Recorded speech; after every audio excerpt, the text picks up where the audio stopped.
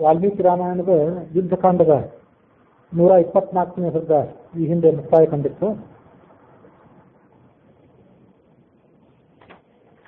ರಾಮ ಸೀತಾಲಕ್ಷ್ಮಣ ಸಮೇತನಾಗಿ ಸುಗ್ರೀವ, ವಿಭೀಷಣ ಮೊದಲಾದ ಆಪ್ತರೊಡಗೂಡಿ ಲಂಕಾನಗರದಿಂದ ಕೃಷ್ಣ ವಿಮಾನವನ್ನು ಏರಿ ಅಯೋಧ್ಯೆಯ ಕಡೆಗೆ ಧಾವಿಸಿದ. ಮಾರ್ಗ ಮಧ್ಯದಲ್ಲಿ ಭರದ್ವಾಜರ ಆಶ್ರಮಕ್ಕೆ ಬಂದ.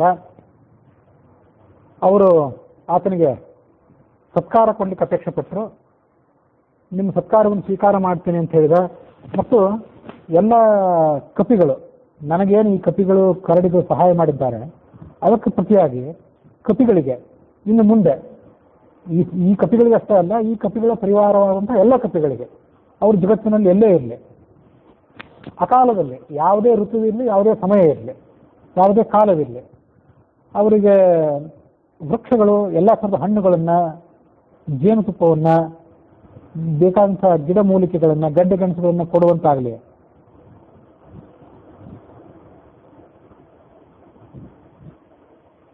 ಎಲ್ಲ ಕಾಲದಲ್ಲಿ ತಪ್ಪಾಗಿ ಹೇಳಿದ್ ನಾನು. ಅಯೋಧ್ಯೆಗೆ ಪರಿವಾರ ಸಮೇತನಾಗಿ ಹೋಗುವಾಗ ಮಾರ್ಗ ಮಧ್ಯದಲ್ಲಿ ಇಲ್ಲಿಂದ ಭರದ್ವಾಜ ಆಶ್ರಮದಿಂದ ಅಯೋಧ್ಯೆಯ ತನಕ ಎಲ್ಲ ವೃಕ್ಷಗಳು ಆ ಥರದ ಹಣ್ಣು ಹಂಪಲಗಳನ್ನು ಒದಗಿಸಲಿ ಅಂತ ಆ ಥರ ಒಂದು ವರವನ್ನು ಕೇಳಿಕೊಂಡ. ಅಂಥದ್ದು ಒಂದು ಪ್ರಸಂಗ ಹಿಂದೆ ಎಲ್ಲ ಒಂದು ಕಡೆ ಬಂದಿತ್ತು, ಎಲ್ಲಿ ಬಂದಿತ್ತು ಅಂತ ನೆನಪಿಲ್ಲ. ಅಂತೂ ಎಲ್ಲ ಕಾಲದಲ್ಲೂ ಕಪಿಗಳಿಗೆ ಹಣ್ಣು ಹಂಪಲುಗಳು ಸಿಗುವಂತಾಗಲಿ ಅಂತ ಈಗ ಒಂದು ವರವನ್ನು ಕೊಟ್ಟ ಪ್ರಸಂಗ, ಯಾರು ಕೊಟ್ಟದ್ದು ಅಂತ ನೆನಪಿಲ್ಲ. ಅಂತೂ ಅಂಥ ಒಂದು ಪ್ರಸಂಗವನ್ನು ಓದಿದ ನೆನಪು. ಮತ್ತು ಹೀಗೆ ಆ ಕಪಿಗಳಿಗೆ ಅಂಥ ವಾತಾವರಣ ಎಲ್ಲ ಕಡೆ ಸಿಕ್ಕಿತು. ಅವರು ಸ್ವರ್ಗವನ್ನೇ ಗೆದ್ದವರಂತೆ ಸಂತೋಷಪಟ್ಟರು. ಮಾರ್ಗ ಮಧ್ಯದಲ್ಲಿ ದೇವತೆಗಳಂತೆ ಸಂತೋಷಪಟ್ಟು ನಾನಾ ಥರದ ಹಣ್ಣು ಹಂಪಲುಗಳನ್ನು ಭಕ್ಷಣೆ ಮಾಡಿದರು.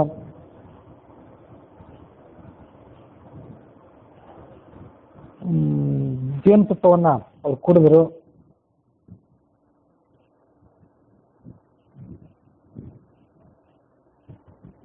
ವಿಮಾನದಿಂದ ಅಯೋಧ್ಯ ನಗರವನ್ನ ನೋಡ್ತಿದ್ದ ರಾಮ.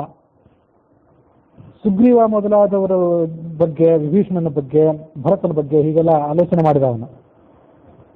ಮುಂದೆ ತನ್ನ ಆಪ್ತ ಸಖನಾದಂತಹ, ಆಪ್ತ ಸಚಿವನಾದಂತಹ ಹನುಮಂತನಿಗೆ ಹೀಗೊಂದು ಮಾತು ಹೇಳಿದ.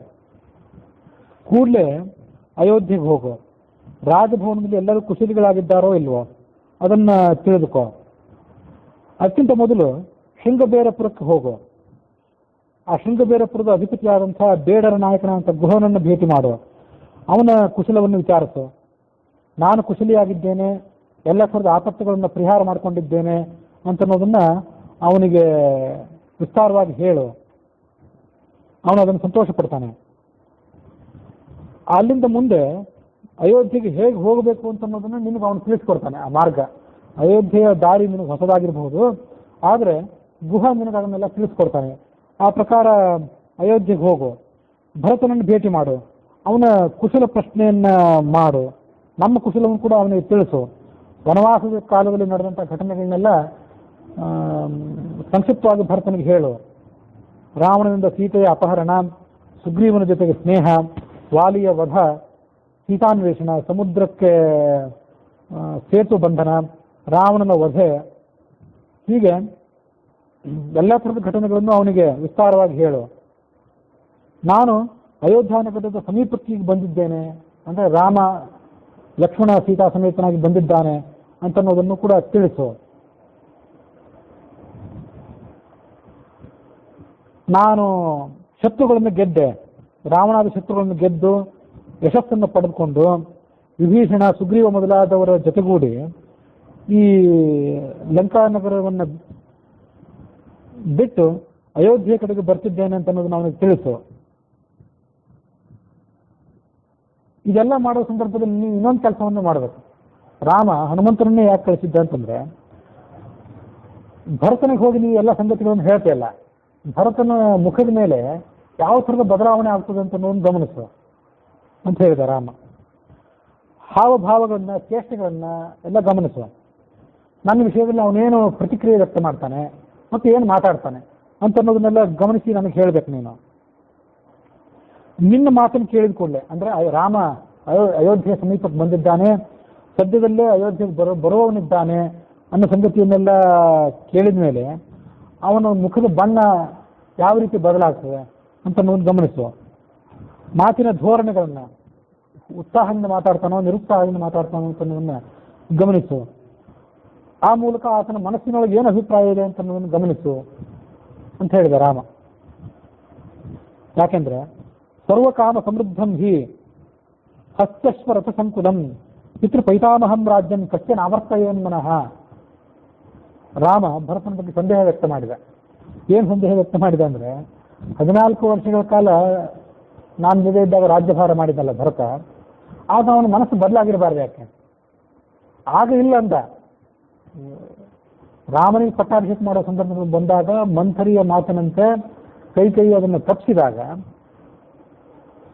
ಭರತ ತನ್ನ ಸೋದರ ಮಾವನ ಮನೆಯಿಂದ ಬರಬೇಕಾಯ್ತು. ರಾಮ ಅಷ್ಟೊತ್ತಿಗಾಗಲೇ ವನವಾಸಕ್ಕೆ ತೆರಳಿ ಬಿಟ್ಟಿದ್ದ. ಬಂದವನು ನನಗೆ ಸಾಮ್ರಾಜ್ಯ ಬೇಡ ಅಂದ. ಕೈಯನ್ನು ನಿಲ್ಲಿಸಿದ. ರಾಮನನ್ನು ಮತ್ತೆ ಕರೆತಲಿಕ್ಕೆಲ್ಲ ಪ್ರಯತ್ನ ಪಟ್ಟ, ಎಲ್ಲ ಸರಿ. ಯಾಕಂದ್ರೆ ಆ ಸಮಯದಲ್ಲಿ ಅವನು ಸಾಮ್ರಾಟ್ ಆಗಿರಲಿಲ್ಲ, ಅಧಿಕಾರದ ರುಚಿ ಆವಾಗ ಅವನಿಗೆ ಸಿಕ್ಕಿರಲಿಲ್ಲ.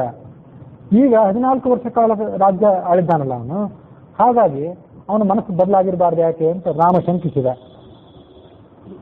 ಸರ್ವಕಾಮ ಸಮೃದ್ಧಂ, ರಾಜ್ಯ ಅಂದ್ರೆ ಸುಮ್ಮನೆ ಏನು, ಎಲ್ಲಾ ಥರದ ಭೋಗ ಭಾಗ್ಯಗಳು ಅಲ್ಲಿ ದೊರೆಯುತ್ತವೆ. ಹಸ್ತಶ್ವ ರಥ ಸಂಕುಲಂ, ಆನೆ ಕುದುರೆಗಳ ದೊಡ್ಡ ಸೈನ್ಯದ ಆಧಿಪತ್ಯ. ಪಿತೃಪೈತಾಮಹಂ ರಾಜ್ಯಂ, ತಲೆತಲೆಮಾರುಗಳಿಂದ ಬಂದಿರುವಂಥ ಭರತನಿಗೆ ಒದಗಿ ಬಂದಿರುವಂಥ ರಾಜ್ಯ ಅದು. ಕಶ್ಚನ ಆವರ್ತಯೇನ್ ಮನಃ, ಅಂಥ ರಾಜ್ಯ ಭರತನ ಕೈಗೊಂದು ಸಿಕ್ಕರೆ ಆತನ ಮನಸ್ಸು ಯಾಕೆ ಬದಲಾಗಬಾರ್ದು? ಯಾರ ಮನಸ್ಸು ಬದಲಾಗೋದಿಲ್ಲ? ಅದು ಸ್ವಲ್ಪ ವಿಚಾರ ಮಾಡಿ ಹೇಳು. ಸಂಗತ್ಯ ಭರತ ಶ್ರೀಮಾನ್ ರಾಜ್ಯಾರ್ಥಿ ಚೇತ್ ಸ್ವಯಂ ಭವೇತ್ ಪ್ರಶಾಸ್ತು ವಸುಧಾಂ ಕೃತ್ನಾಂ ಅಖಿಲಾಂ ರಘುನಂದನಃ. ಒಂದು ವೇಳೆ ಸಹವಾಸದ ಕಾರಣದಿಂದಾಗಿ ಈ 14 ವರ್ಷದಲ್ಲಿ ಭರತನ ಸುತ್ತಮುತ್ತಿದ್ದವ್ರು ಯಾರಾದರೂ ರಾಮ ಇನ್ನು ಬರ್ತಾನೋ ಇಲ್ಲೋ ಅನ್ನೋದು ನಿಶ್ಚಿತವಿಲ್ಲ, ನೀನೇ ರಾಜ್ಯವನ್ನು ಆಳಿಬಿಡು ಅಂತ ಅವನಿಗೆ ಹೇಳಿರಬಾರ್ದು. ಯಾಕೆ? ಅದು ಸಂಗತಿ ದೋಷ ಅಂತ ಕರೀತಾರೆ ಅದನ್ನ. ಅಥವಾ ಕಾಲದ ಕಾರಣದಿಂದಾಗಿ, ಬಹುಕಾಲ ಆಳಿದ್ದರಿಂದ, ಅಧಿಕಾರವನ್ನು ಏರೋ ತನಕ ಎಲ್ಲರೂ ಪ್ರಾಮಾಣಿಕರೇ, ಅಧಿಕಾರ ಏರಿದ ಮೇಲೆ ಅವ್ರ ಗುಣ ಗೊತ್ತಾಗ್ತದೆ. ಅದಕ್ಕಾಗಿ ಇಷ್ಟೆಲ್ಲ ವರ್ಷ ಅಧಿಕಾರ ಅನುಭವಿಸಿದ್ದಾನಲ್ಲ, ಈ ಕಾರಣದಿಂದಾಗಿ ಅವನ ಮನಸ್ಸು ಒಂದು ವೇಳೆ ಅಧಿಕಾರದ ಬಗ್ಗೆ ಮೋಹವನ್ನು ಬೆಳೆಸ್ಕೊಂಡಿದ್ರೆ ಅವಾಗ ಏನು ಮಾಡಬೇಕು ಅಂದ್ರೆ, ಪ್ರಶಾಸ್ತು ವಸುಧಾಂ ಕೃತ್ನಾಂ, ಅವನೇ ರಾಜ್ಯವನ್ನು ಆಳಲಿ, ಇನ್ನು ಮುಂದಾಗೂ ಅವನೇ ರಾಜ್ಯವನ್ನು ಆಳಲಿ. ನಾನು ಹೀಗೆ ಅಯೋಧ್ಯೆ ಸಮೀಪಕ್ಕೆ ಬಂದೆ. ಈಗ ಇಲ್ಲಿಂದ ಮತ್ತೆ ಅಯೋಧ್ಯೆಗೆ ಹೋಗದೆ ನಾನು ವನವಾಸಕ್ಕೆ ಹೋಗಿಬಿಡ್ತೇನೆ. ಅವನೇ ರಾಜ್ಯವನ್ನು ಚಿರಕಾಲ ಆಳ್ತಿರ್ಲಿ. ಭರತನ ಮನಸ್ಸಿನ ಅಭಿಪ್ರಾಯವನ್ನು ತಿಳ್ಕೊ, ನಮ್ಮ ಆಗಮನದ ವಾರ್ತೆಯನ್ನು ತಿಳಿದುಕೊಂಡು ಆತ ಕೊಡುವಂಥ ಪ್ರತಿಕ್ರಿಯೆಯನ್ನು ತೆಗೆದುಕೊಂಡು, ನಾನು ಭರದ್ವಾಜ ಆಶ್ರಮವನ್ನು ಬಿಟ್ಟು ಇಷ್ಟೆಲ್ಲ ದೊಡ್ಡ ಪರಿವಾರವನ್ನು ಕಟ್ಟಿಕೊಂಡು ಆ ಕಡೆ ಬರಬೇಕಲ್ಲ, ನಾನು ಹೆಚ್ಚು ದೂರ ಹೋಗೋದ್ರೊಳಗೆ ನೀನು ಬರಬೇಕು, ಬಂದು ನನಗೆ ಅದನ್ನು ತಿಳಿಸ್ಬೇಕು ಅಂದ ರಾಮ. ವಾಯುಪುತ್ರ ಏನ್ ಮಾಡಿದ? ಮನುಷ್ಯನ ರೂಪವನ್ನು ತಾಳಿದ, ಅಯೋಧ್ಯೆಗೆ ಅವಸರದಿಂದ ಹೊರಟ.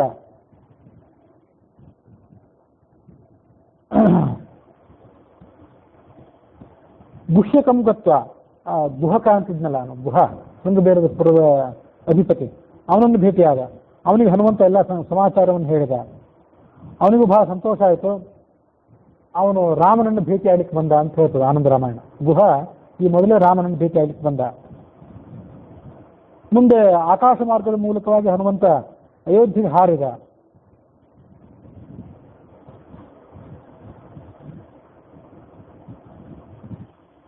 ಅಯೋಧ್ಯ ಪಟ್ಟಣ ಕಡೆಗೆ ಹಾರಿ ಬಂದ. ಅಲ್ಲಿ ಗಂಗಾ ಯಮುನೆಯರ ಸಂಗಮ ಸ್ಥಾನ ಪ್ರಯಾಗ, ಅದನ್ನು ಕೂಡ ದಾಟಿದ.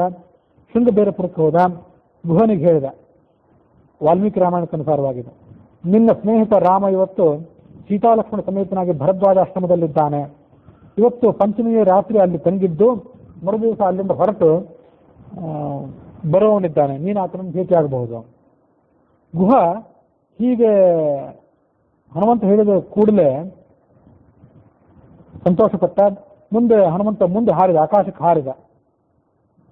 ಆಕಾಶದಲ್ಲಿ ಪರಶುರಾಮ ತೀರ್ಥ, ವಾಲುಕಿ ನದಿ, ಗೋಮತಿ ನದಿ, ಶಾಲವನ, ಈ ಎಲ್ಲ ಪ್ರದೇಶಗಳನ್ನು ನೋಡಿದ. ನಾನಾ ಥರದ ಪ್ರಜೆಗಳನ್ನ, ನಾನಾ ಥರದ ಪ್ರದೇಶಗಳನ್ನೆಲ್ಲ ನೋಡಿದ.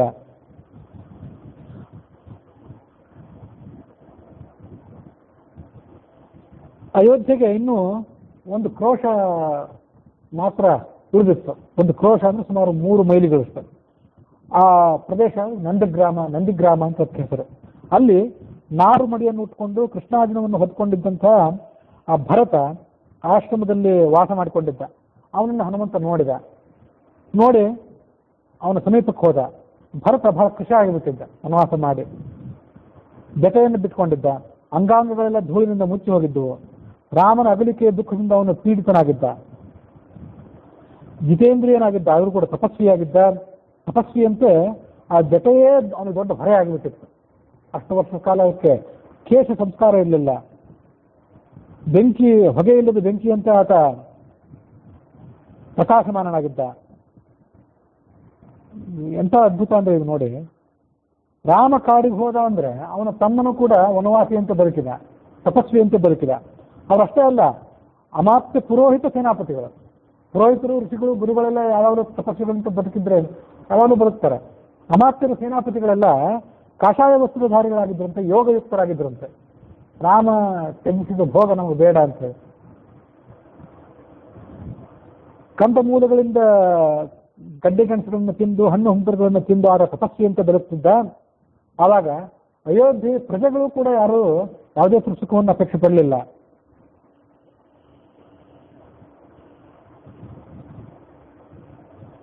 ಹನುಮಂತ ಆತನ ಮುಂದೆ ಕೈ ಜೋಡಿಸಿಕೊಂಡು ಈ ಮಾತನ್ನು ಹೇಳಿದ. ಯಾವ ರಾಮನ ವಿಷಯಕವಾಗಿ ನೀನು ಇಷ್ಟೊಂದು ದುಃಖ ಪಡ್ತಿದ್ದೀಯೋ, ಯಾವ ರಾಮನನ್ನ ಮನಸ್ಸಿನಲ್ಲಿ ಸದಾ ಚಿಂತನೆ ಮಾಡ್ತಿದ್ದೀಯೋ, ಆತ ನಿನ್ನ ಕುಶಲವನ್ನು ಕೇಳಿದ್ದಾನೆ ಅಂದ. ಪ್ರಿಯಂ ಆಖ್ಯಾಮಿತೇ ದೇವ ಶೋಕಂ ಚ ಸುದಾರುಣಂ ಅಸ್ಮಿನ್ ಮುಹೂರ್ತೆ ಭ್ರಾತ್ರಾತ್ವಂ ರಾಮೇಣ ಸಹಸಂಗತಃ. ಅತ್ಯಂತ ಪ್ರಿಯವಾದ ವಾರ್ತೆಯನ್ನು ನಾನು ನಿಮಗೀಗ ಹೇಳಬೇಕಾಗಿದೆ. ಶೋಕವನ್ನ ಬಿಡು. ಇದೇ ಮುಹೂರ್ತದಲ್ಲೇ, ಕೆಲವೇ ಸಮಯದಲ್ಲಿ ನೀನು ನಿನ್ನ ಅಣ್ಣನನ್ನು ಭೇಟಿಯಾಗುವವನಿದ್ದಿ. ರಾವಣನನ್ನು ಸಂಹಾರ ಮಾಡಿ ಸೀತೆಯನ್ನು ಪಡೆದುಕೊಂಡು ಸಫಲ ಮನೋರಥನಾಗಿ ಎಲ್ಲ ಥರದ ಅಭಿಲಾಷೆಗಳನ್ನು ಈಡೇರಿಸಿಕೊಂಡು ಲಕ್ಷ್ಮಣನ ಜೊತೆಗೂಡಿ ರಾಮ ಈ ಕಡೆ ಬರ್ತಿದ್ದಾನೆ. ಏವ ಮುಕ್ತೋ ಹನುಮತ ಭರತೋ ಭ್ರಾತೃವತ್ಸಲಃ ಪಪಾತ ಸಹಸಾ ಹೃಷ್ಟೋ ಹರ್ಷಾನ್ ಮೋಹಂ ಜಗಾಮಸಃ. ಬಹಳ ಸಂತೋಷ ಆಯಿತು. ಸಂತೋಷದ ಅತಿರೇಕದಿಂದ ಅವನು ಮೂರ್ಛೆ ಹೋಗಿ ಬಿದ್ದುಬಿಟ್ಟ. ಸ್ವಲ್ಪ ಹೊತ್ತಾದ್ಮೇಲೆ ಆತ ಎಚ್ಚರ ಮಾಡಿಕೊಂಡ. ಹನುಮಂತನನ್ನ ಆಲಿಂಗನ ಮಾಡಿಕೊಂಡು ಹನುಮಂತನಿಗೆ ಹೀಗೆ ಮಾತು ಹೇಳಿದ. ದೇವೋವಾ ಮಾನುಷೋವಾ ತಂ ಅನುಕ್ರೋಶಾದಿಹಾಗತಃ. ನೀನು ಯಾರು? ನೀನು ದೇವತೆಯೋ, ಮನುಷ್ಯನೋ, ಅಥವಾ ಯಾರೇ ಆಗಿರೋ, ನನ್ನ ಮೇಲಿನ ಕೃಪೆಯಿಂದ ಇಂಥ ಒಂದು ವಾರ್ತೆಯನ್ನು ನೀನು ನನಗೆ ಹೇಳಲಿಕ್ಕೆ ಇಲ್ಲಿಗೆ ಬಂದಿದ್ದೀಯಲ್ಲ, ಅದು ಎಲ್ಲಕ್ಕಿಂತ ಬಹಳ ದೊಡ್ಡ ಸಂಗತಿ. ನಿನಗೆ ಪ್ರಿಯವಾದ ಯಾವ ವಸ್ತುವನ್ನು ಕೊಡಲಿ ನಾನು? ಇಂಥ ಸಂತೋಷ ಸಂಗತಿ ನೀನು ಹೇಳಿದ್ದಿ. 1,00,000 ಗೋವು ಕೊಡ್ತೇನೆ, 100 ಗ್ರಾಮ ಕೊಡ್ತೇನೆ, 100 ಮಂದಿ 16 ಜನ ಕನ್ಯೆಯರನ್ನು ನನಗೆ ಮದುವೆ ಮಾಡಿಕೊಡ್ತೇನೆ ಅಂತ ಆ ಬ್ರಹ್ಮಚಾರಿಗೆ. ಯಾಕಂತ ಗೊತ್ತಿರಲಿಲ್ಲ ನಿನಗೆ. ಅವ್ರು ಎಂಥವ್ರು? ಸುಮ್ಮನೆ ಯಾರೋ ಕಾಟಾಚಾರಕ್ಕಾಗಿ ದಾನ ಮಾಡೋದಲ್ಲ. ಸುಂದರವಾದ ಕರ್ಣಕುಂಡಲಗಳನ್ನು ಧರಿಸಿರ್ತಾರೆ, ಪರಿಶುದ್ಧವಾದ ಆಚಾರ ವ್ಯವಹಾರ ಇದ್ದವರು, ಸಂಸ್ಕಾರ ಭರಿತರು. ಸುಮ್ಮನೆ ಯಾರನ್ನೂ ಕೊಟ್ಬಿಡ್ತೀನಿ ಅಂತ ಇಲ್ಲ ಅನ್ಬೇಡ, ಮದುವೆ ಆಗೋದಿಲ್ಲ ಅನ್ಬೇಡ ಅಂದ. ಸುಂದರವಾದ ಮೂಗು ಕಣ್ಣಿದ್ದವರು, ಚಂದ್ರನಂತೆ ಪ್ರಕಾಶಮಾನರಾದವರು, ಅವರನ್ನು ಕೊಡ್ತೇನೆ ಅಂತ ಹೇಳಿದ.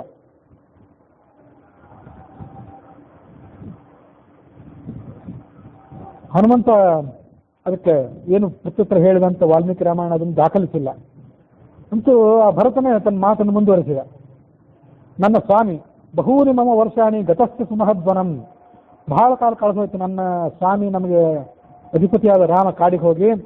ಇವತ್ತು ಆತ ಕಾಡಿನಿಂದ ಮರಳಿ ಬರ್ತಿದ್ದಾನೆ ಅಂತ ಮಾತನ್ನು ನಾನು ನನ್ನ ಅದೃಷ್ಟದಿಂದ ಕೇಳಿದ್ದೇನೆ. ಕಲ್ಯಾಣಿ ಬತ ಗಾಥೇಯಂ ಲೌಕಿಕಿ ಪ್ರತಿಭಾತಿಮೆ ಏತಿ ಜೀವಂತಮಾನಂದೋ ನರಂ ವರ್ಷ ಶತಾರತಿ. ಮನುಷ್ಯ ದುಃಖಕ್ಕೊಳಗಾದಾಗ ಆತ್ಮಹತ್ಯೆ ಮಾಡ್ಕೊಂಡು ಬಿಡ್ತೇನೆ, ಜೀವನ ಸಾಕು, ಇನ್ನು ಬೇಕಾಗಿಲ್ಲ ನನಗೆ ಅಂತ ನಿರಾಶನಾಗಬಾರ್ದು. ಏತಿ ಜೀವಂತಮಾನಂದಂ ನರಂ ವರ್ಷ ಶತಾರತಿ ಅಂತ ಸುಭಾಷಿತ ಇದೆ. ವಾಲ್ಮೀಕಿಯೇ ಹೇಳಿದ ಸುಭಾಷಿತ. ಜೀವನ್ ಭದ್ರಾಣಿ ಪಶ್ಯತಿ ಅಂತ ಹಿಂದೂ ವಾಲ್ಮೀಕಿ ಮತ್ತೊಂದು ಬಾರಿ ಹೇಳಿದ್ರು. ಮನುಷ್ಯ ಬದುಕಿದ್ರೆ ಕಾಲದ ಗತಿ ಬದಲಾದ್ರೆ, ಇವತ್ತು ಪಂಚಮ ಶನಿಯೋ 7ವರೆ ಶನಿಯೋ ಯಾವುದೋ ಮನುಷ್ಯನಿಗೆ ಬೆನ್ನು ಹತ್ತಿದ್ರು ಅದೆಲ್ಲ ಬದಲಾದರೆ ಮತ್ತೆ ಮನುಷ್ಯ ಸುಖ ಕಾಣ್ತಾನೆ ಅಂತ ಜನ ಹೇಳ್ತಾರೆ. ಅದು ನನಗೆ ಇವತ್ತು ಸತ್ಯವಾಗಿ ಕಾಣ್ತಿದೆ. 14 ವರ್ಷದ ನನ್ನ ಕಷ್ಟ ಎಲ್ಲ ಕಳೆದಿದೆ. ಇವತ್ತು ನನಗೆ ರಾಮನ ಆಗಮನ ಅನ್ನುವಂಥ ಶುಭ ಸಮಾಚಾರ ದೊರೆತಿದೆ. ರಾಮನಿಗೂ ವಾನರರಿಗೂ ಎಲ್ಲಿ ಸಮಾಗಮ ಆಯಿತು ಅದನ್ನೆಲ್ಲ ಹೇಳು. ಆಗ ಹನುಮಂತ ಆ ರಾಮನ ಪೂರ್ಣವಾದ ಚರಿತ್ರೆಯನ್ನೆಲ್ಲ ಹೇಳಿದ.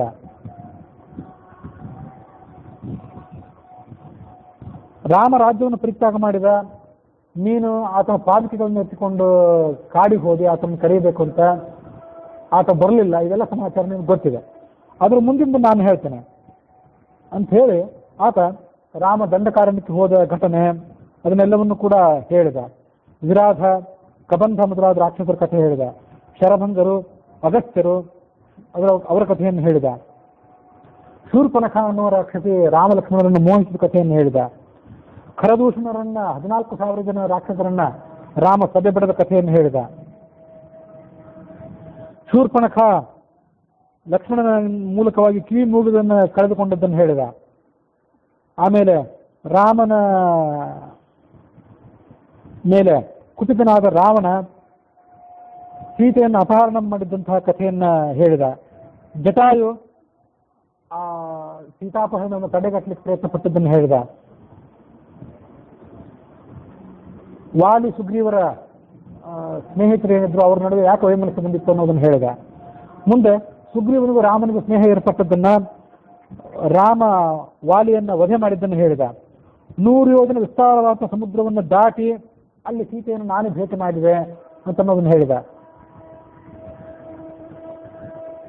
ನಾನು ಸೀತೆಯನ್ನು ಭೇಟಿಯಾಗಿ ಬಂದ ಮೇಲೆ ಶುತ್ವಾತು ಮೈಥಿಲೀಂ ಹೃಷ್ಟಃ ತು ಆಶ ಸಂಸೇಚ ಜೀವಿತಂ ಜೀವಿತಾಂತ ಮನುಪ್ರಾಪ್ತ ಪೀತ್ವಾ ಅಮೃತಮಿವಾತುರಃ. ಸೀತೆಯನ್ನು ಭೇಟಿಯಾಗಿ ಸೀತೆ ಸುರಕ್ಷಿತವಾಗಿದ್ದಾಳೆ ಅನ್ನೋ ಸಮಾಚಾರವನ್ನು ನಾನು ರಾಮನಿಗೆ ಮುಟ್ಟಿಸಿದ ಮೇಲೆ ಆ ರಾಮ ಇನ್ನು ನಾನು ಬದುಕಬಹುದು ಅಂತ ಆಲೋಚನೆ ಮಾಡಿದ. ಅಲ್ಲಿ ತನಕ ಅವನಿಗೆ ಜೀವನದ ಮೇಲೆ ಆಸೆ ಬಿಟ್ಟು ಹೋಗಿತ್ತು. ಮುಂದೆ ಕಪಿಗಳು ದೊಡ್ಡ ಪ್ರಮಾಣದಲ್ಲಿ ಸೇರಿದರು. ಸೈನ್ಯವನ್ನು ನಾವು ತಯಾರು ಮಾಡಿದೆವು. ರಾವಣನ ಸಂಹಾರವಾಯಿತು. ಅದಕ್ಕಿಂತ ಮೊದಲು ಸೇತುವೆಯನ್ನು ಕೂಡ ನಾವು ಕಟ್ಟಿದೆವು. ರಾವಣ ಸಂಹಾರ ಆದ ಬಳಿಕ ಇಂದ್ರ, ಯಮ, ಚತುರ್ಮುಖ ಬ್ರಹ್ಮ ಮೊದಲಾದಂತಹ ದೇವತೆಗಳು ರಾಮನನ್ನು ಬಂದು ಪ್ರಶಂಸೆ ಮಾಡಿದರು, ಅವನು ಸ್ತೋತ್ರ ಮಾಡಿದರು. ದಶರಥ ಬಂದಿದ್ದ. ಅದೆಲ್ಲ ಆದ್ಮೇಲೆ ಆತ ಕಿಷ್ಕಿಂಧ ಪಟ್ಟಣಕ್ಕೆ ಬಂದ. ಆ ಎಲ್ಲ ಕಪಿಸ್ತ್ರೀಯರನ್ನು ಕರೆದುಕೊಂಡು ಈಗ ಅಯೋಧ್ಯ ನಗರಕ್ಕೆ ಬರ್ತಿದ್ದಾನೆ. ಭರದ್ವಾಜ ಋಷಿಗಳ ಆಶ್ರಮದಲ್ಲಿ ಇವತ್ತಿದ್ದಾನವನು. ನಾಳೆ ಪುಷ್ಯ ನಕ್ಷತ್ರ ಇದೆ. ನಾಳೆ ದಿವಸ ನೀನು ರಾಮನನ್ನು ನೋಡಬಹುದು. ಹೀಗೆಲ್ಲ ಹೇಳಿದ್ರು. ಭರತ ಅಂದ, ತಿರಸ್ಯ ಪೂರ್ಣ ಖಲುಮೆ ಮನೋರಸಃ. ಬಹಳ ದಿವಸ ಕಾಲ ಆದ್ಮೇಲೆ ಆದ್ರೂ ನನ್ನ ಈ ಒಂದು ಆಸೆ ಈಡೇರ್ತಲ್ಲ ಅಂತ ಸಂತೋಷಪಟ್ಟ. ಈ ಸಂದರ್ಭದಲ್ಲಿ ನಾವು ನೋಡ್ಬೇಕಾದ್ದೇನೆಂದ್ರೆ, ಇದು ಈ ವಾಲ್ಮೀಕಿ ರಾಮಾಯಣದ ಈ ಒಂದು ಘಟನೆ ಇಲ್ಲಿ ತನಕ ಬಂತಿದೆ. ಆ ಭರತ ಅಗ್ನಿ ಪ್ರವೇಶಕ್ಕೆ ಸಿದ್ಧನಾಗಿ ಬಿಟ್ಟಿದ್ದ ಅಂತ ಒಂದು ಕಥೆ ಇದೆ. ಅದು ಆನಂದ ರಾಮಾಯಣದಲ್ಲಿ.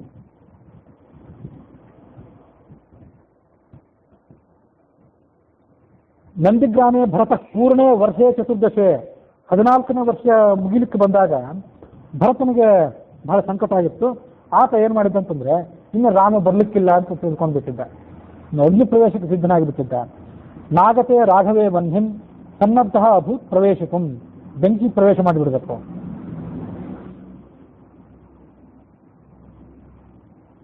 ಶತ್ರುಘ್ನಿಗೆ ಒಂದು ಮಾತು ಹೇಳಿದಂತೆ ಭರತ. ಅದೇನು ಹೇಳಿದ ಅಂದ್ರೆ, ಬಹುಶಃ ರಾಮ ಲಕ್ಷ್ಮಣರಿಬ್ರು ರಾವಣನ ಕಡೆಯಿಂದ ಹತ್ಯೆಗೆ ಒಳಗಾಗಿರ್ಬೇಕು. ವಾಲ್ಮೀಕಿ ರಾಮಾಯಣದ ಪ್ರಕಾರ ಭರತನಿಗೆ ಎಲ್ಲ ಘಟನೆಗಳು ಗೊತ್ತಿರಲಿಲ್ಲ.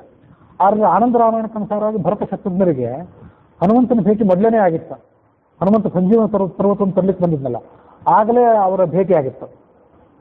ಹಾಗಾಗಿ ರಾವಣನ ಮೇಲೆ ಯುದ್ಧಕ್ಕಾಗಿ ಕಪಿಗಳೆಲ್ಲ ಸನ್ನದ್ಧರಾಗಿದ್ದಾರೆ ಅನ್ನೋ ಸಮಾಚಾರ ಆತನಿಗೆ ಗೊತ್ತಿದ್ದರಿಂದ 14 ವರ್ಷ ಮುಗಿಲಿಕ್ಕೆ ಬಂದರೂ ಕೂಡ ರಾಮ ಇನ್ನೂ ಬರೆದಿದ್ದರಿಂದ ಬಹುಶಃ ರಾಮ ಲಕ್ಷ್ಮಣರನ್ನು ಕೊಂದು ಹಾಕಿಬೇಕು ಅಂತ ಭರತನಿಗೆ ಸಂದೇಹ ಬಂದಿತ್ತು.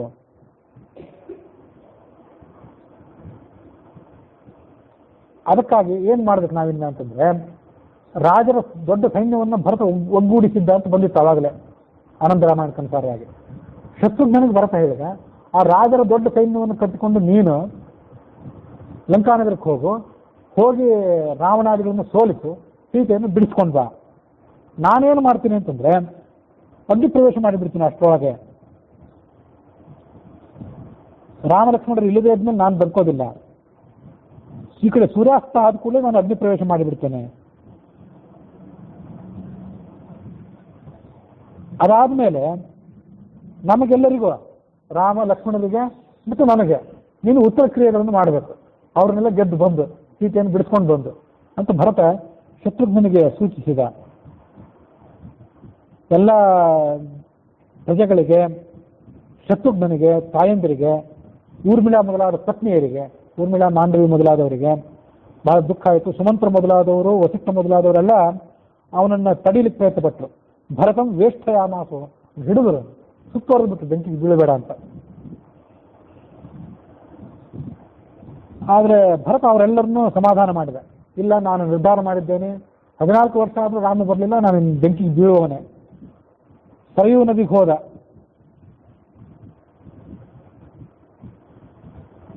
ಸರಯೂ ನದಿಯಂ, ಅಲ್ಲಿ ಚಿತೆಯನ್ನು ತಯಾರು ಮಾಡಿದ, ನಾನಾ ಥರದ ದಾನಗಳನ್ನು ಕೊಟ್ಟ, ಅಗ್ನಿಗೆ 7 ಪ್ರದಕ್ಷಿಣೆಗಳನ್ನು ಹಾಕಿದ, ರಾಮನನ್ನು ನೆನಪು ಮಾಡಿಕೊಂಡ, ಸೀತೆಯನ್ನು ಲಕ್ಷ್ಮಣನನ್ನು ನೆನಪು ಮಾಡಿಕೊಂಡ, ತಾಯಂದಿರನ್ನ, ಗುರುಗಳಿಗೆ, ಮುನಿಗಳಿಗೆಲ್ಲರಿಗೂ ಕೂಡ ನಮಸ್ಕಾರ ಮಾಡಿದ, ಆರಾಧ್ಯ ದೇವತೆಗೆ ನಮಸ್ಕಾರ ಮಾಡಿದ, ಉತ್ತರಕ್ಕೆ ಅಭಿಮುಖವಾಗಿ ನಿಂತ್ಕೊಂಡ. ಸೂರ್ಯ ಉದಯ ಅಸ್ತಂಗತನಾಗೋದನ್ನು ಅದ ಕಾಯ್ತಿದ್ದ. ಮಹಾನ್ ಕೋಲಾಹಲಸ್ಥಾಸಿ ತದಾ ಸ್ತ್ರೀ ಪುರುಷೈಕೃತ, ಇನ್ನೇನು ಭರತ ಬೆಂಕಿಗೆ ಹಾರಿಬಿಡ್ತಾನೆ ಅಂತ ಅಲ್ಲಿದ್ದ ಸ್ತ್ರೀಯರ ಪುರುಷರೆಲ್ಲ ಬಹಳ ಸಂಕಟಪಟ್ಟರು. ಇದೇ ಸಂದರ್ಭದಲ್ಲಿ ಆಕಾಶದಿಂದ ಹನುಮಂತ ಹಾರಿ ಬರ್ತಿದ್ದ. ಆತ ಈ ಭರತನನ್ನು ನೋಡಿದ. ಭರತನ ಸಮೀಪಕ್ಕೆ ಬಂದು ಆತನಿಗೆ ಈ ಮಧುರವಾದ ಮಾತನ್ನು ಹೇಳಿದ. ಅಮೃತವನ್ನೇ ಸಿಂಪಡಿಸಿದಂತೆ ಆಯ್ತಂತ ಭರತನ ಮೇಲೆ. ಬೆಂಕಿಯನ್ನು ಪ್ರವೇಶ ಮಾಡಬೇಡ, ರಾಮ ಬರ್ತಿದ್ದಾನೆ ಅಂತ ಅವನಿಗೆ ಸಮಾಧಾನ ಮಾಡಿದ. ಸೀತೆ ಲಕ್ಷ್ಮಣ ಇವರೆಲ್ಲರನ್ನೂ ಕರೆದುಕೊಂಡು ಹನುಮಂತ ಈಗ ರಾಮ ಈಗ ಬರ್ತಿದ್ದಾನೆ, ಅದಕ್ಕಾಗಿ ಇನ್ನು ನೀನು ಬೆಂಕಿಯನ್ನು ಪ್ರವೇಶ ಮಾಡುವಂಥ ಪ್ರಸಂಗ ಇಲ್ಲ. ಅವನಿಗೆ ಎಲ್ಲ ಥರದ ಆಪತ್ತುಗಳು, ರಾಮನಿಗೆ ಬಂದು ಒದಗಿದ್ದಂಥ ಎಲ್ಲ ಆಪತ್ತುಗಳು ಇವತ್ತು ಪರಿಹಾರ ಆಗಿವೆ, ನೀನು ಸಮಾಧಾನ ಪಡುವಂತ ಆ ಹನುಮಂತ ಭರತನನ್ನ ಆಶ್ವಾಸನೆ ಪಡಿಸಿದ.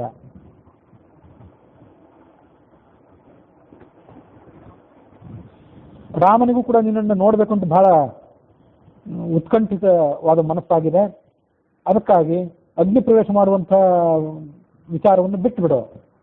ಒಂದಿನ ನತ್ತ ಪರಾವೃತ್ತ. ಭರತ ಮಾತನ್ನು ಕೇಳಿದ, ಅಗ್ನಿಗೆ ನಮಸ್ಕಾರ ಮಾಡಿ ಅಲ್ಲಿಂದ ಹಿಂದೆ ಬಂದ, ಹನುಮಂತನಿಗೆ ನಮಸ್ಕಾರ ಮಾಡಿದ. ಭರತ ಮಾರುತಿ ಇಬ್ಬರು ಆಲಿಂಗನ ಮಾಡಿಕೊಂಡ್ರು. ಆ ವಿಸ್ತಾರವಾದ ರಾಮನ ಕಥೆಯನ್ನೆಲ್ಲ ಹನುಮಂತ ಭರತನಿಗೆ ಶ್ರಾವಣ ಮಾಡಿಸಿದ.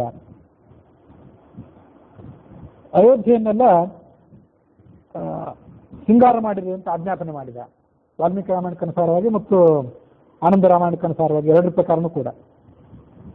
ಈ ಸಂದರ್ಭದಲ್ಲಿ ಏನು ನನಗೆ ಈ ಕಥೆಯನ್ನು ನೋಡಿದಾಗ ಅನಿಸ್ತಂತಂದ್ರೆ, ಭರತನಿಗೆ ಒಂದು ವೇಳೆ ರಾಮ ನನ್ನನ್ನು ಈ ಥರ ಸಂದೇಹ ಪಟ್ಟದ್ನಲ್ಲ ಅಂತ ಗೊತ್ತಾಗಿದ್ರೆ ಏನಾಗ್ತಿತ್ತು. ರಾಮ ಭರತನಿಗೆ ರಾಜ್ಯದ ಮೇಲೆ ಆಸೆ ಅಥವಾ ಮೋಹ ಬೆಳೆದಿರಬಹುದು, 14 ವರ್ಷ ರಾಜ್ಯ ಆಳಿದ್ನಲ್ಲ, ಆಸೆ ಹುಟ್ಟಿರಬಹುದು ಅಂತ ರಾಮ ಶಂಕಿಸಿದ. ಆ ಶಂಕಿಸಿದ ಅನ್ನೋ ಸಮಾಚಾರ ಏನಾದರೂ ಭರತನಿಗೆ ಗೊತ್ತಾಗಿದ್ರೆ ಏನಾಗ್ತಿತ್ತು. ಅವರು ರಾಮ ಸ್ವಯಂ ಭಗವಂತನ ಅವತಾರಭೂತನಾದವನು, ಅವನಿಗೆ ಭರತನ ಮನೋಗತ ಏನಂತ ಗೊತ್ತಿತ್ತು, ಭರತ ರಾಜ್ಯದ ಬಗ್ಗೆ ಮೋಹವನ್ನು ಬೆಳೆಸ್ಕೊಳ್ಳೋನು ಅಲ್ಲ ಅಂತ ಗೊತ್ತಿತ್ತು, ಅದು ವಿಷಯ ಬೇರೆ. ಆದರೆ ಮನುಷ್ಯ ಸ್ವಭಾವವನ್ನು ವಾಲ್ಮೀಕಿಗಳು ಚಿತ್ರಣ ಮಾಡ್ತಾರಲ್ಲ, ಹೀಗೊಂದು ಜಗತ್ತಿನ ನಡೆಯೋ ಸಂಗತಿಗಳಿವೆಲ್ಲ. ಅಧಿಕಾರ ಬೇಡ ಅಂತಾನೆ, ಮನುಷ್ಯ ಸ್ಥಾನಮಾನಗಳು ಬೇಡ ಅಂತಾನೆ, ಬಂದಾಗ ಅದನ್ನು ತಪ್ಪಿಸ್ಕೊಳ್ಳಿಕ್ಕೂ ಪ್ರಯತ್ನ ಪಡ್ತಾನೆ ಕೆಲವೊಮ್ಮೆ. ಆದರೆ ಅದರ ಮೇಲೆ ಒಂದು ವೇಳೆ ಕೂತಾಗ, ಆ ಅಧಿಕಾರವನ್ನು ಸ್ಥಾನಮಾನಗಳನ್ನು ಸ್ವೀಕಾರ ಮಾಡಿದಾಗ ಅದರ ಬಗ್ಗೆ ಮೋಹವನ್ನು, ಆಸೆಯನ್ನು, ಬಾಂಧವ್ಯವನ್ನು ಬೆಳೆಸ್ಕೊಳ್ಳೋರೇ ಹೆಚ್ಚು. ಅದನ್ನು ಬಿಟ್ಟು ಕೆಳಗಿಳಿಲಿಕ್ಕೆ ಅವ್ರು ಪ್ರಯತ್ನ ಪಡೋದಿಲ್ಲ. ರಕ್ತದ ರುಚಿ ಕಂಡಂಥ ಹುಲಿಗಳಂತ ಆಗಿಬಿಡ್ತಾರೆ ಅವರು. ಇದು ಭರತನಿಗೂ ಆಗಿರಬಹುದೇನೋ ಅಂತ ರಾಮ ಸಂದೇಹ ಪಟ್ಟ. ಭರತನಿಗೆ ಅದು ಗೊತ್ತಾಗಿದ್ದಿಲ್ಲ. ವಾಲ್ಮೀಕಿ ರಾಮಾಯಣಕ್ಕನುಸಾರವಾಗಿ ಮತ್ತು ಆನಂದ ರಾಮಾಯಣದಲ್ಲಂತೂ ಆ ಕಥೆ ಇಲ್ಲವೇ ಇಲ್ಲ. ಭರತನಿಗೆ ಈ ಕಥೆಯಲ್ಲಿ ಯಾರಾದರೂ ಹೇಳಿದ್ರೋ ಹೇಗೆ, ರಾಮನ್ ನಿನ್ನನ್ನು ಸಂದೇಹ ಪಟ್ಟ ಅಂತ. ಅದೆಲ್ಲೂ ಇಲ್ಲ. ಭರತನಿಗೆ ಆ ಸುದ್ದಿ ಗೊತ್ತಾಗಿದ್ದ ವಿಷಯ ಇಲ್ಲ.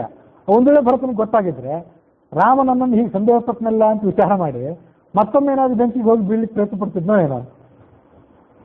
ಹೀಗೊಮ್ಮೆ ನಾವು ಆ ಭರತನ ಸ್ವಭಾವ ನೋಡಿದ್ರೆ ಅನಿಸ್ತು. ಯಾಕೆಂದ್ರೆ ವಯಂ ಸಂಶಯಿತಾ, ಭರತನ ಮನಸ್ಸು ಎಂಥದ್ದು, ಸಂವೇದನಾಶೀಲತೆ ಎಂಥದ್ದು ಅಂತಂದ್ರೆ, ಅವನು ಸೋದರ ಮಾವನ ಮನೆಯಿಂದ ಅಯೋಧ್ಯೆ ಹಿಂತಿರುಗಿ ಬಂದಲ್ಲ. ಅಯೋಧ್ಯೆ ಹಿಂತಿರುಗಿ ಬಂದಾಗ ನನ್ನ ತಾಯಿ ಇಂಥ ಎಲ್ಲ ಸಂಚಲನ ಮಾಡಿದ್ಲು, ರಾಮನಿಗೆ ರಾಜ್ಯವನ್ನು ತಪ್ಪಿಸಿ ನನಗೆ ರಾಜ್ಯವನ್ನು ಕೊಡಬೇಕು ಅಂತ ಆಕೆ ಹೋದ್ಲು ಅನ್ನೋ ಸಮಾಚಾರ ಅವನಿಗೆ ಗೊತ್ತಾದ ಕೂಡಲೇ ತಾಯಿ ಮಾಡಿದ ಸಂಚಲನಲ್ಲಿ ಮಗನೂ ಕೂಡ ಭಾಗಿಯಾಗಿದ್ದಾನೆ ಅಂತ ಪ್ರಜೆಗಳು, ಗುರುಗಳು, ಹಿರಿಯರೆಲ್ಲ ನನ್ನನ್ನು ಸಂದೇಹ ಪಡ್ತಾರೆ. ನಾನು ಇದ್ದೇನು ಉಪಯೋಗ? ಅಣ್ಣನಾದ ರಾಮನಿಗೆ ಇಂಥ ದ್ರೋಹವನ್ನು ನಾನು ಮಾಡಿದೆ ಅಂತ ಮಾತನ್ನು ಕೇಳಬೇಕಾಯ್ತಲ್ಲ, ನಾನು ಇದ್ದೇನು ಉಪಯೋಗ ಅಂತ ಆತ ಪರಿತಪಿಸಿದ್ದ. ಜನ ನನ್ನನ್ನು ಸಂಶಯದ ದೃಷ್ಟಿಯಿಂದ ನೋಡಿದ್ರಲ್ಲ ಅನ್ನೋ ಒಂದು ದೊಡ್ಡ ಸಂಕಟ ಆಗಿತ್ತು ಅವನಿಗೆ. ಅಂತಹ ಸೂಕ್ಷ್ಮ ಸ್ವಭಾವದ ಮನುಷ್ಯ, ರಾಮ ಬರಲಿಲ್ಲ ಅಂತ ಅಗ್ನಿ ಪ್ರವೇಶಕ್ಕೆ ಸಿದ್ಧನಾಗಿದ್ದಂಥ ಮನುಷ್ಯ ಅವನು. ಅಂಥವನು ಅಂತಹ ಭರತನನ್ನು ರಾಮ ಸಂದೇಹಿಸಿದ. ಮನುಷ್ಯ ಸ್ವಭಾವ ಹೇಗಿರ್ತದೆ ಕವಿ ಚಿತ್ರಣ ಮಾಡಿದ್ರಷ್ಟೆ. ಒಂದು ವೇಳೆ ಭರತನಿಗೆ ಅದು ತಿಳಿದಿದ್ರೆ ಆತ ಮತ್ತೊಮ್ಮೆ ಅಗ್ನಿ ಪ್ರವೇಶಕ್ಕೆ ಸಿದ್ಧನಾಗಿ ಬಿಡ್ತಿದ್ದೋ ಏನೋ, ಮತ್ತೆ ಯಾರು ಹೇಳಿದ್ರು ಕೇಳ್ತಿರ್ಲಿಲ್ಲೋ ಏನೋ. ಅಂತೂ ಭರತನಿಗೆ ಅದು ತಿಳಿಲಿಲ್ಲ ಅಂತ ಅನ್ನೋದು ದೊಡ್ಡ ಪುಣ್ಯ. ರಾಮ ಸಂದೇಹ ಪಟ್ಟಿದ್ದು ಭರತನಿಗೆ ತಿಳಿಲಿಲ್ಲ.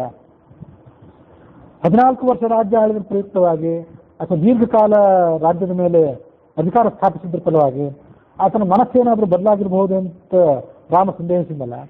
ಆಗಿನ ಕಾಲಕ್ಕೆ ಅದು ಆ ಭರತನಂಥ ವ್ಯಕ್ತಿಗಳಿಗೆ, ಆ ಭರತನಂಥ ಪಾತ್ರಗಳಿಗೆ ಅದೊಂದು ಅಪರೂಪ ಆಗಿರಲಿಲ್ಲ ಅಂತ ತ್ಯಾಗ. ಆದರೆ ನಮ್ಮದು ಪರಿಸ್ಥಿತಿ ಏನಾಗಿದೆ ಅಂದರೆ, ರಾಮಲಕ್ಷ್ಮಣಾದಿಗಳು ದೇವತೆಗಳ ಅಂಶ ಸಂಭೂತರಾದವರು, ಪರಮಾತ್ಮನ ಅಂಶ ಸಂಭೂತನಾದವರು ರಾಮ ಅಂತ ಹೀಗೆ ನಾವು ಅದು ನಂಬುತ್ತೇವೆ. ಅದು ಶಾಸ್ತ್ರ ಸಿದ್ಧವಾದ ವಿಚಾರ, ಅದೆಲ್ಲ ವಿಷಯ ಬೇರೆ.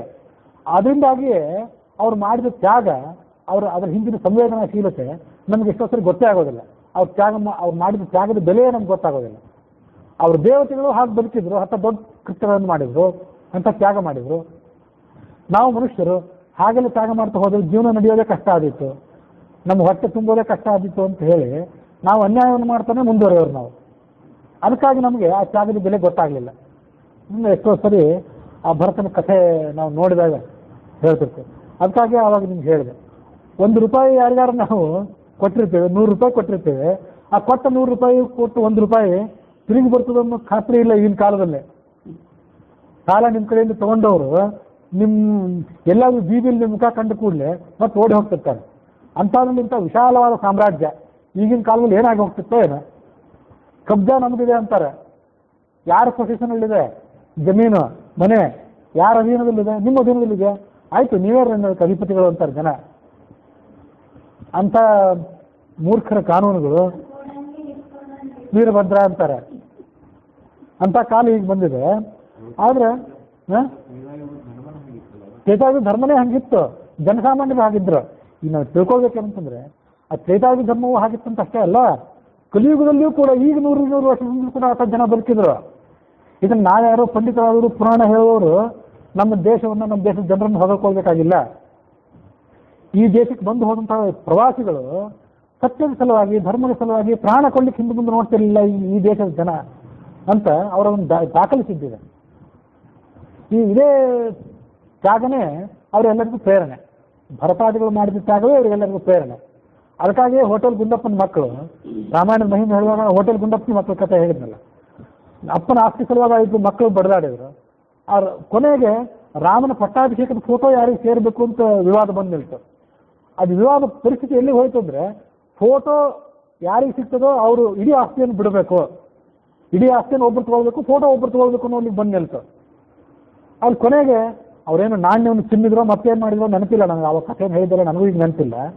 ಅದು ತಮ್ಮನ ಪಾಲಿಗೆ ಆ ಫೋಟೋ ಬಂತು ಅನ್ನೋ ಪ್ರಸಂಗ ಬಂದಾಗ ಇಡೀ ಆಸ್ತಿಯನ್ನು ಕಳ್ಕೊಂಡ್ರು ಚಿಂತೆ ಇಲ್ಲ, ಫೋಟೋ ಒಂದನ್ನು ನಾನು ಇಟ್ಕೊಂಡು ಸುಖವಾಗಿ ಬದುಕ್ತೇನೆ ಅಂತ ಸಿದ್ಧ ಆದ ತಮ್ಮ. ಆಸ್ತಿಯನ್ನು ಬಿಟ್ಟು ಕೊಟ್ಟದಕ್ಕಾಗ ಆತನಿಗೆ ದುಃಖ ಆಗಿರಲಿಲ್ಲ. ಆದರೆ ಆಸ್ತಿಯನ್ನು ಬಿಟ್ಟುಕೊಟ್ಟು ಆಸ್ತಿಯನ್ನು ಸ್ವೀಕಾರ ಮಾಡಿ ಫೋಟೋವನ್ನು ಕಳ್ಕೊಂಡಲ್ಲ ಅಂತ ಅಣ್ಣ ದುಃಖಿತ ಆಗಿದ್ದ. ಅಣ್ಣನ ಮುಖದ ಮೇಲಿನ ದುಃಖದ ಗೆರೆಗಳನ್ನು ನೋಡಿ ತಮ್ಮನ ಮನಸ್ಸು ಬದಲಾಯಿತು. ಇನ್ನು ನನಗೆ ಈ ಆಸ್ತಿ ವಿಭಾಗ ಬೇಡ, ಆಸ್ತಿ ವಿಭಾಗ ಮಾಡ್ಕೊಟ್ರಿ ಅಂತ ಯಾರು ಹೇಳ್ಕೊಟ್ಟಿದ್ರು, ಅವ್ರು ಹೆಂಡಂದು ಹೇಳ್ಕೊಟ್ಟಿದ್ರು, ಬಂಧುಗಳು ಹೇಳ್ಕೊಟ್ಟಿದ್ರು ಗೊತ್ತಿಲ್ಲ. ಅಂತೂ ರಾಮನ ಫೋಟೋ ಅವರಿಬ್ಬರು ಒಗ್ಗೂಡಿಸಿತ್ತಲ್ಲ, ಅವ್ರು ಇದೇ ಕಾಲದಲ್ಲಿ ಬದುಕಿದ್ರು, ಅವರೇನು ತ್ರೇತಾಯುಗದಲ್ಲಿ ಬದುಕಿರ್ಲಿಲ್ಲ. ಇದೇ ಕಲಿಯುಗದಲ್ಲೇ ಬದುಕಿದ್ರು ಅವರು, ಅವ್ರಿಗಿಂತ ಪ್ರೇರಣೆ ಸಿಗ್ತದೆ. ಅದನ್ನು ನಾವು ಈಗ ನಮ್ಗೆ ಅನ್ಸೋದೇನೆಂದ್ರೆ ಒಂದು ಶ್ಲೋಕ ನನಗೆ ನೆನಪಿಗೆ ಬಂತು. ಉತ್ತರಂ ಯತ್ ಸಮುದ್ರಸ್ಯ ಹಿಮಾದ್ರೇಶ್ಚೈವ ದಕ್ಷಿಣಂ ದೇಶೋಯಂ ಭಾರತಂ ವರ್ಷಃ ದೇಶೋಯಂ ಭಾರತಂ ವರ್ಷಃ ಭಾರತೀಯತ್ರ ಸಂತತಿ. ಸಮುದ್ರದಿಂದ ದಕ್ಷಿಣ ಸಮುದ್ರ ಇದೆಯಲ್ಲ, ಇಲ್ಲಿಂದ ಉತ್ತರದ ಕಡೆಗೆ, ಉತ್ತರದಲ್ಲಿ ಹಿಮಾಲಯ ಪರ್ವತ ಇದೆಯಲ್ಲ, ಅಲ್ಲಿಂದ ದಕ್ಷಿಣದ ಕಡೆಗೆ, ಇದಕ್ಕೆ ಈ ನಡುವಿನ ಭಾಗ ಏನಿದೆ ಇದನ್ನ ದೇಶೋಯಂ ಭಾರತಂ ವರ್ಷಃ, ಇದಕ್ಕೆ ಭಾರತ ವರ್ಷ ಅಂತ ಕರೀತಾರೆ. ಭಾರತೀಯತ್ರ ಸಂತತಿ, ಇಲ್ಲಿ ಸಂತತಿ ಏನಿದೆ, ಇಲ್ಲಿ ಪೀಳಿಗೆ ಏನಿದೆ, ಈ ಪೀಳಿಗೆಗೆ ಭಾರತೀಯ ಪೀಳಿಗೆ ಅಂತ ಕರೀತಾರೆ. ಇದನ್ನ ನೀವೆಲ್ಲಿ ಕೇಳಿರ್ಲಿಕ್ಕಿಲ್ಲ. ಇಲ್ಲಿ ಇವ್ರನ್ನ ಹಿಂದೂಗಳು ಅಂತ ಕರೀತಾರೆ, ವೈದಿಕರು ಅಂತ ಕರೀತಾರೆ ಅಂತೆಲ್ಲ ಕೇಳಿದ್ದಾರೆ. ಇವರನ್ನ ಈ ಪೀಳಿಗೆಗೆ ಭಾರತೀಯ ಅಂತ ಕರೀತಾರಂತೆ. ಆ ಹೆಸರು ಹೆಚ್ಚು ದನಿಗಣಿತ ಆಗಿಲ್ಲ. ದೇಶಕ್ಕೆ ಭಾರತ ಅಂತ ಹೆಸರು ಬಂತು. ಅದು ಜಡಭರತ ಇದ್ನಲ್ಲ, ಋಷಭದೇವನ ಮಗ, ಅವನ ಹೆಸರಿನಿಂದಾಗಿ ಭಾರತ ಅಂತ ಹೆಸರು ಬಂತು ಅಂತ ಕೆಲವು ಪುರಾಣಕಾರರು ವ್ಯಾಖ್ಯಾನ ಮಾಡ್ತಾರೆ. ಮತ್ತೆ ಕೆಲವ್ರ ಪ್ರಕಾರ ಮಗನಿಂದ ಬಂತು ಅಂತ ಕೂಡ ವ್ಯಾಖ್ಯಾನ ಮಾಡ್ತಾರೆ. ನನಗನ್ಸೋದು ಏನಂದ್ರೆ ಅವ್ರು ಯಾರಿಂದಲೂ ಅಲ್ಲ, ಬಂದಿದ್ರು ಅವ್ರು ಭರತನಿಂದ ಬಂದಿರ್ಬೇಕು.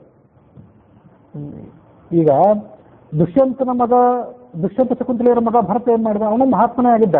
ಎಲ್ಲ ರಾಜರು ಅವರವ್ರ ಯೋಗ್ಯತಾನುಸಾರ ಮಹಾತ್ಮರೇ, ಅದರಲ್ಲೇನು ವಿವಾದ ಇಲ್ಲ. ಅವನು ವ್ಯಕ್ತಿತ್ವವನ್ನು ಕಡೆಗಣಿಸೋ ಪ್ರಯತ್ನ ಇದೇನಲ್ಲ. ಆದ್ರೆ ಬಂದಿದ್ರು ಅದು ಆ ಜಡಭರತನಿಂದ ಬಂದಿರಬೇಕು, ಮತ್ತು ಈ ಭರತನಿಂದ, ರಾಮನ್ ತಮ್ಮ ಭರತನಿಂದ ಬಂದಿದ್ರು ಅನ್ನೋದು ಸೂಕ್ತ. ಹಾಗೂ ಕೆಲವು ವ್ಯಾಖ್ಯಾನಕಾರರು ಪುರಾಣಕಾರರು ಹೇಳ್ತಾರೆ, ಜಡಭರತ ಅವನು ಈ ಪ್ರಾಪಂಚಿಕ ವಿಷಯಗಳ ಮೇಲಿನ ಸಂಗಮದಿಂದ ಮನಸ್ಸು ನಮ್ದು ಅದರಲ್ಲಿ ಆಸಕ್ತ ಆಗ್ತದೆ, ಯಾಕಂದ್ರೆ ನಮ್ಗೆ ಇದು ಬೇಡ ಅಂತ ಬಿಟ್ಟ, ಅದರಿಂದಾಗಿ ಭಾರತ ಅವನ ಹೆಸರಿನಿಂದಾಗಿ. ಇವನು ಅಂಥ ಒಬ್ಬ ಭರತನೇ. ಇನ್ನು ಪೂರ್ಣವಾಗಿ ರಾಜ್ಯವನ್ನೇ ಪರಿತ್ಯಾಗ ಮಾಡಿದ. ಅನ್ನ ಬರಲಿಲ್ಲ ಅಂತ ಇವನು ಬೆಂಕಿ ಬೀಳಿಗೆ ಹೊರಟಿದ್ದ.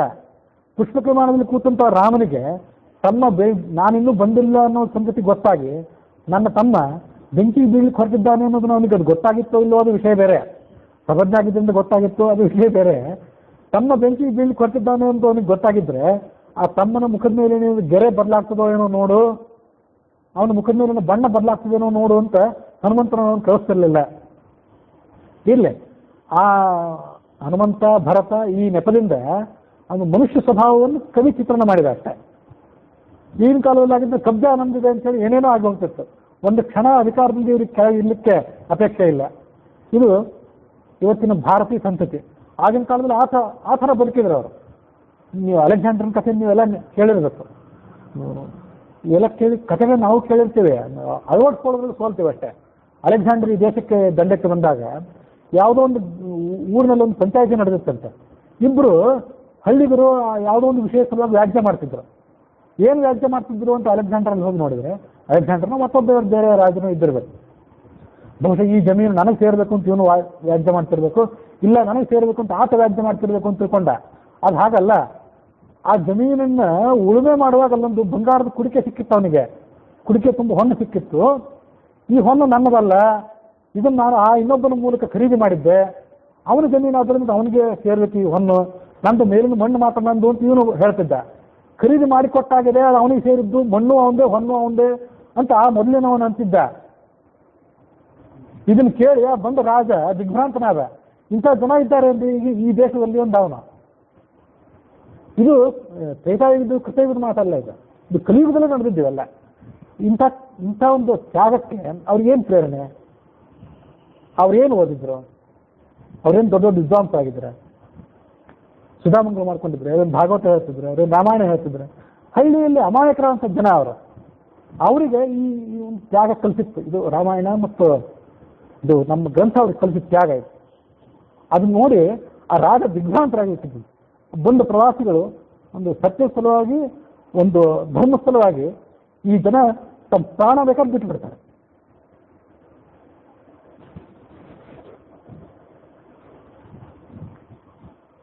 ಸತ್ಯ ಮತ್ತು ಧರ್ಮಕ್ಕಿಂತ ಹೆಚ್ಚಾಗಿ ಅವ್ರಿಗೆ ತಮ್ಮ ಜೀವನವೂ ಕೂಡ ದೊಡ್ಡದಲ್ಲ ಅಂತ ಅವರು ದಾಖಲಿಸೋಗಿದ್ದಾರೆ ಜನ. ಅದನ್ನ ಬೇರೆ ಯಾರು ನಮ್ಮವರೇ ನಾವೇ ಬರ್ಕೊಂಡದ್ದಲ್ಲ. ಅದನ್ನ ಯಾರು ಪ್ರವಾಸಿಗಳು ಆ ಥರ ಬರೆದು ಹೋದ್ರು. ಅದಕ್ಕಾಗಿ ಭಾರತೀಯ ಸಂತತಿ ನಮ್ಮ ಸಂತತಿಯಿಂದ ಭಾರತೀಯ. ನಾವು ಉಳಿದವರೆಲ್ಲ ನಮ್ಮ ಸರ್ನೇಮ್ ಹೇಳ್ಕೊತೇವಲ್ಲ, ನಮ್ಮ ವಂಶದ ಸರ್ನೇಮ್. ನನಗೆ ಎಷ್ಟೋ ಸರಿ ಅನ್ನಿಸ್ತದೆ, ನಮ್ಮೆಲ್ಲ ಸರ್ನೇಮ್ಗಳನ್ನು ಕಿತ್ತಾಕೊಂಡು ನಾವು ಭಾರತೀಯ ಸೇರಿಸ್ಕೋಬೇಕು ನಮ್ಮ ಜೊತೆ ಅಂತ. ಈ ನೀವು ಚೌಧರಿ ಅನ್ನೋದು, ನೀವು ಕತ್ತಿಯವರು ಅನ್ನೋದು, ನಾವು ಪಾಂಡ್ರೆಡ್ಡಿ ಅವರು ಅನ್ನೋದು, ಮತ್ತೆ ಯಾರೋ ಕುಲಕರ್ಣಿಗೋ ದೇಶಪಾಂಡೆಗೋ ನೀವು ಕಲ್ಕುಟಿಗೋ ಇದು ಸುಮ್ಮನೆ ಇದೆಲ್ಲ. ನಾವು ಭಾರತೀಯ ಅನ್ನೋದು ಮಾತ್ರ ಸತ್ಯ. ಯಾಕೆಂದರೆ ಭಾರತೀಯ ಅನ್ನೋದು ಅದು ಜ್ಞಾನ ಮತ್ತು ತ್ಯಾಗವನ್ನು ತೋರಿಸ್ತದೆ. ಅದಕ್ಕಾಗಿ ಎಷ್ಟೋ ಜನ ಸನ್ಯಾಸಿಗಳಿಗೆ ಭಾರತೀಯ ಕೊನೆಗೆ ಸೇರಿಸ್ಕೊಂಡಿರ್ತಾರೆ. ಯಾಕಂದ್ರೆ ಜ್ಞಾನ ಮತ್ತು ತ್ಯಾಗದ ಸಾಂಕೇತಿಕವಾಗಿ ಭಾರತೀಯ ಸೇರಿಸಿರ್ತಾರೆ ಅಲ್ಲಿ. ಹೀಗೆ ನನಗೆ ಎಷ್ಟೋ ಸರಿ ಹೇಳ್ತಿದ್ವಿ, ನಮ್ಮ ಊರೆಲ್ಲ ಸಮಯ ಮುಂದೆ ಕಿತ್ತಾಕೊಂಡು ನಾವು ಭಾರತೀಯ ಸೇರಿಸ್ಕೋಬೇಕು. ನಮ್ಗೆ ಅದು ಮೇಲೆ ನೆನಪಾಗ್ತಿರ್ಬೇಕು. ಅಧಿಕಾರಸ್ಥರಿಗೆ, ರಾಜಕಾರಣಿಗಳಿಗೆ, ಸ್ಥಾನಮಾನ ಅನುಭವಿಸುವವರಿಗೆ ಒಂದು ಕ್ಷಣ ಅವರಿಗೆ ತಮ್ಮ ಅಧಿಕಾರವನ್ನು ಬಿಟ್ಟು ಕೆಳಗಿರ್ಲಿಕ್ಕಾಗೋದಿಲ್ಲ. ಅಧಿಕಾರದಿಂದ ಹೊರಗೆ ಬಂದರೆ ನೀರಿನಿಂದ ಹೊರಗೆ ಬಂದು ಮೀನು ಚಡ್ಪಡಿಸ್ತಾರೆ. ಅದಕ್ಕೆ ಆ ಪಕ್ಷ ಈ ಪಕ್ಷ ಅಂತ ವ್ಯತ್ಯಾಸ. ಎಲ್ಲ ಪಕ್ಷದಲ್ಲಿರೋರು ಅವರೇ. ಇಂಗ್ಲೀಷ್ನಲ್ಲಿ ಒಂದು ಮಾತು ಹೇಳ್ತಾರೆ, old wine in the new bottle ಅಂತ. ಬಾಟ್ಲಿ ಹೊಸದು, ಅದ್ರ ಆಗಿರೋ ವೈನೆಲ್ಲ ಅದೇ. ಪಕ್ಷಕ್ಕೆ ಹೆಸರುಗಳು ಬೇರೆ ಬೇರೆ, ಎಲ್ಲ ಪಕ್ಷದಲ್ಲಿರೋರು ಅವರೇ. ಒಂದು ಕ್ಷಣ ಅವರಿಗೆ ಅಧಿಕಾರದಿಂದ ಬಿಟ್ಟು ಬದುಕಲಿಕ್ಕಾಗೋದಿಲ್ಲ, ಚಡಪಡಿಸ್ತಾರೆ. ತಮ್ಮನ್ನು ಅಧಿಕಾರದಿಂದ ಅವ್ರು ಕೆಳಗಿಳಿಸಿದ್ರು, ಇವ್ರು ಕೆಳಗಿಳಿಸಿದ್ರು ಅಂತ ಅವ್ರ ಮೇಲೆ ಹರಿಹಾಯ್ತಾರೆ. ಇವ್ರಿಗೇನು ಅನ್ಬೇಕು? ಇವರು ನಿಜವಾದ ಭಾರತೀಯ ಸಂತತಿಗಳೇ. ಅವರು ಇಲ್ಲಿದ್ದವರು ಯಾವ ಜಾತಿಗೆ ಸಂಬಂಧಪಡಲಿ, ಯಾವ ಧರ್ಮಕ್ಕೆ ಸಂಬಂಧಪಡಲಿ, ಅವರೆಲ್ಲರೂ ಭಾರತೀಯಗಳು.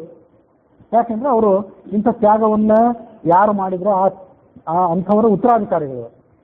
ಹಾಗೆ ನಾವು ಕೂಡ ತ್ಯಾಗ ಮಾಡಿದರೆ ಆ ಪರಂಪರೆಗೆ ನಾವು ಸಂಬಂಧಪಟ್ಟವರು ಅಂತ ಹೇಳ್ಕೊಳ್ಳೋದಕ್ಕೊಂದು ಅರ್ಥ ಇದೆ. ಅದಿಲ್ಲದೇ ಇದ್ದರೆ ನಾವು ಹೇಳ್ಕೊಳ್ಳೋದಕ್ಕೂ ಕೂಡ ಅರ್ಥವಿಲ್ಲ ಅಂತ ನನಗೆ ಎಷ್ಟೋ ಸರಿ ಅನಿಸಿದ್ದು. ಮೇಲಿನ ಮೇಲೆ ನನಗೆ ನೆನಪಿಗೆ ಬರ್ತದೆ, ಭಾರತೀಯೇತರ ಸಂತತಿ. ಈ ಸಂತತಿಯೇ ಭಾರತೀಯ ಸಂತತಿ. ಉಳಿದಿದ್ದೆಲ್ಲ ನಮಗೆ ಸುಮ್ಮನೆ ಉಳಿದೆಲ್ಲ ಸರ್ನೇಮ್ಗಳು, ಅವರವ್ರ ಕುಟುಂಬಕ್ಕೆ ಸಂಬಂಧಪಟ್ಟಂಥ ಹೆಸರುಗಳೇನಿದೆ ಅದೆಲ್ಲ ವ್ಯರ್ಥವಾದ ಮಾತುಗಳು.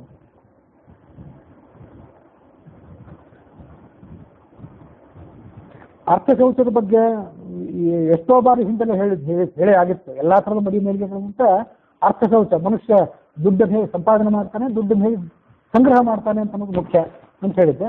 ಆ ಪ್ರಕಾರ ಭರತ ಅದನ್ನು ಆಳಿ ಬದುಕಿ ತೋರಿಸಿದ.